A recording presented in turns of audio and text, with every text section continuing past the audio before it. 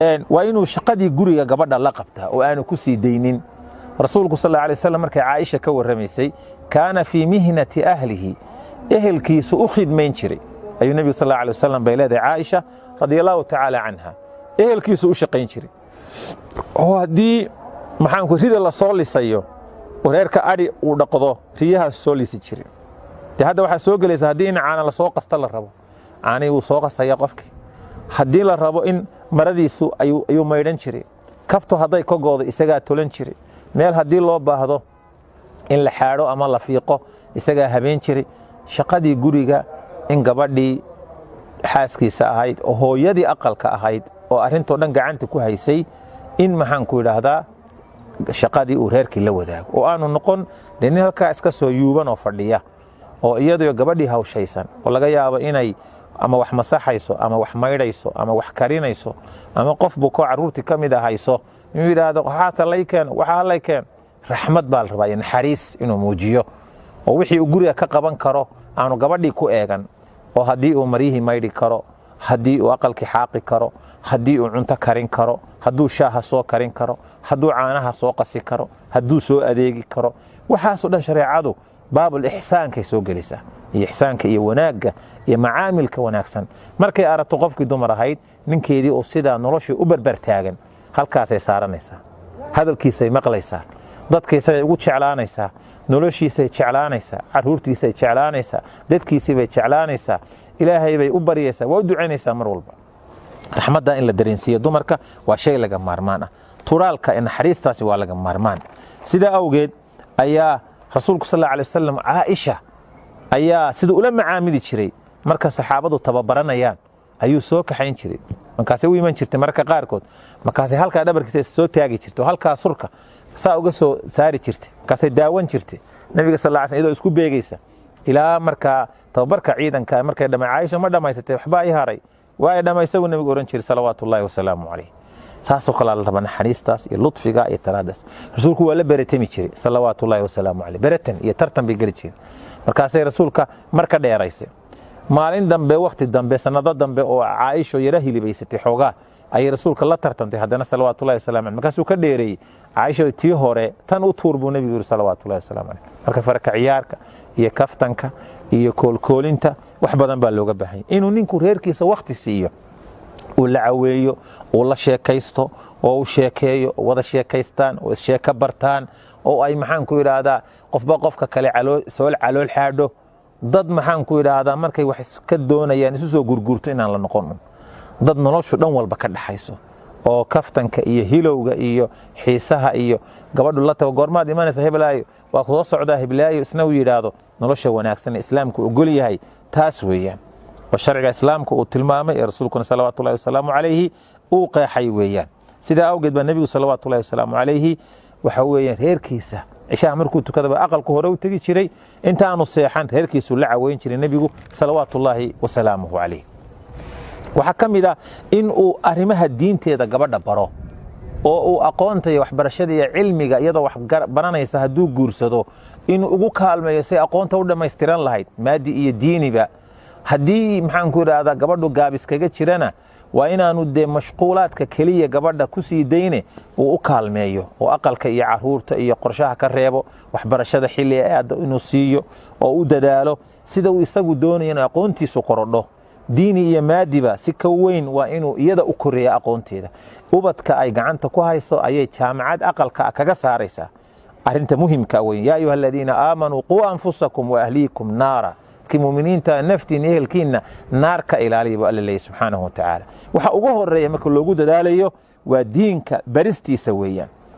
waxay tiri Salama xadiidka saxiixa ah rasuulka sallallahu alayhi wasallam ayaa habeenada kamida soo baraarugay qaala subhanallah ilaahay baa ceeb iyo xumaan dhan ka nahsan wanaag iska leh maada anzala Allah maada unzila al-layla min al-fitan maxaa caawala soo dajiya oo fitan ah maada futiha min al-khaza'in maxaa caawa khaza'in iyo khasnada la furay muslimiintu guulaysan doonaan oo qanaa'im fara badan iyo hanti badan heli doonaan ayqidu sawahib al-hujurat toosiya aw sawahib al-hujar toosiya qolalka hablaha hurda xaasaskiisii buu jeedaa nabigu uu salaatuleelka salawaatullaahi wasalaamu u kicinaya farubba kaasiyatin fi dunya caariyatin fi alaakhira badanaa mid adduunyada marya xidhan aakhirana qaawan buu nabigu salawaatullaahi wasalaamu calayh waxyaabaha fitanka maanta waqtigan ay nool nahay ee adduunyadii fahla isku siiyey waxyaabaha lagaga badbaadi kara waxaa ka mid a cibaadada iyo khayrka iyo diinta oo la isu kaashado ninku hadduu xaaskiisa habeenkii kiciyo oo ay salaadooda tukadaan waxaa lagu qorayaa liiska u sarreeya waxa weeye rasuulku wuxuu yidhi salawaatullahi wasalaamu calayh raxima allaahu rajulan qaama min alleyl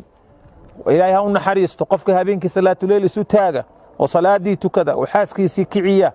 ayuu nebigu yidhi salawaatullaahi wasalaamu calayh hadday diidana biyo yar sidaa ugu saydhsaydho oo say wejiga u kacdo markaa qaanitiinta lagu qoraya iyo qaanitaadka lagu qoraya waxaa ka mid ah in waxyaabaha ka dhacdhacaya gabadha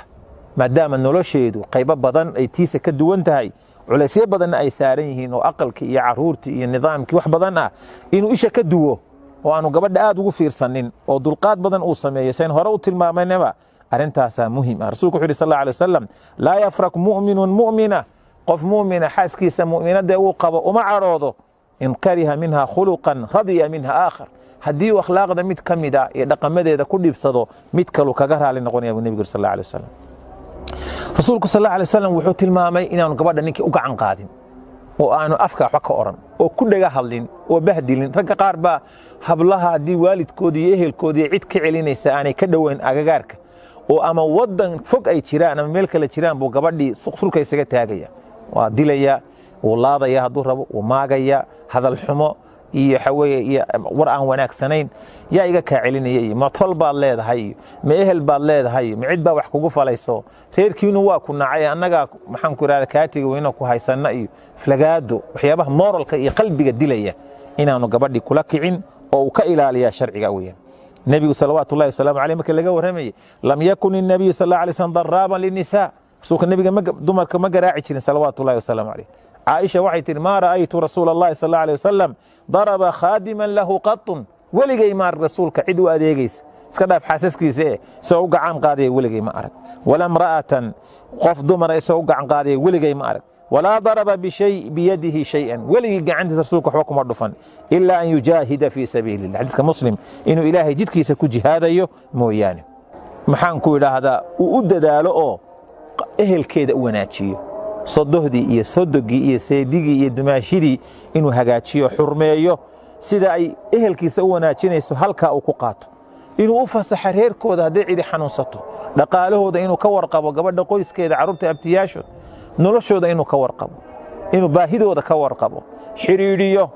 aad iyo aad ugu dadaalo weeyaan waxyaabahaasoo dhan baa shareecadu ay tilmaamaysaa inuu isu qurxiyo gabadhii oo labisto oo sida iyadoo ugu labisanayso oo intay maydhato u xaragoonayso inuu ugu xaragoodo oo gurigii garan daldaloolo kilkilooyinka ka daldaloolaya caloosha iyo dhabarka inaanu xidhanin iyo macawiis dhammaatay waa inuu garamo wanaagsan ama shaaro wanaagsan ama macawiis wanaagsan wax wanaagsan xidhaayo gabadha isheedii ay ku dhacday ibn cabbaas wuxuu odhan jiray sida xaaskaygu ay isugu kay qurxinayso baan jeclahay aniguna inaan isugu qurxiyo ayuu odhan jiray haddii xaasasku badan yihiin inuu cadaalad sameeyaa la rabaa an yacdila bayna zawjaati inuu cadaalad sameeyo ninka laba xaas iyo ka badan leh ee aan u cadaalad samayn aakhiro wuxuu imanayaa isagoo dhinacaasi janjeero sida qof faalij ku dhacay oo kale buu nebigu yidhi calayhi salaatu wasalaam waxaa la rabaa wax la qaybin kara waxaan la qaybin karin baa jira jacaylka qalbiga ah ma qaybin kartid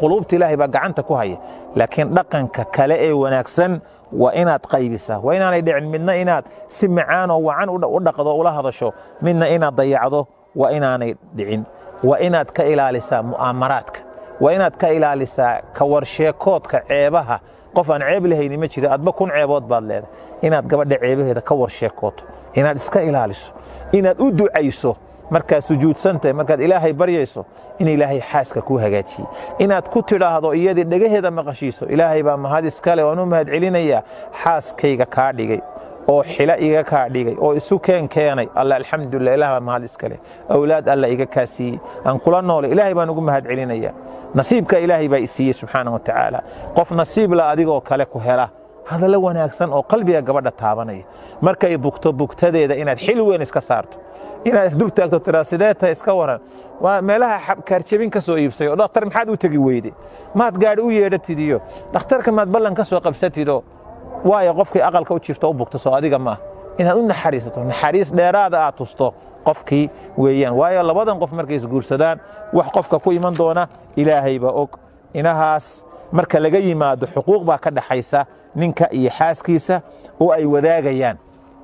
xuquuqda ka dhaxaysa waxa weeye xuquuq mutabaadala la yiraahdaa qofba qofka kale lagu leeyahay waa inuu bixiyaa waa inuu ku dadaala walahunna mithlu alladhi alayhinna bil ma'ruf alla waa tulay subhanahu wa ta'ala xuquuqdaas waa in la ilaaliya waa inay isu naseexeeyaan waa inay isu kaashadaan ilaahay taacadiisa iyo cibaadadiisa kitaabka iyo sunnaha raacidiisa waa inay isu kaashadaan waa in maxaan ku yiraahdaa wixii dhaxal ah haddii midkood dhinto ka kale dhaxalkiisa aan laga qadin ee la siiyo waa in guurka iyo nolosha la wadaagaya nolol rasmi ah laga dhigaa oo ku meel gaar aan laga dhigin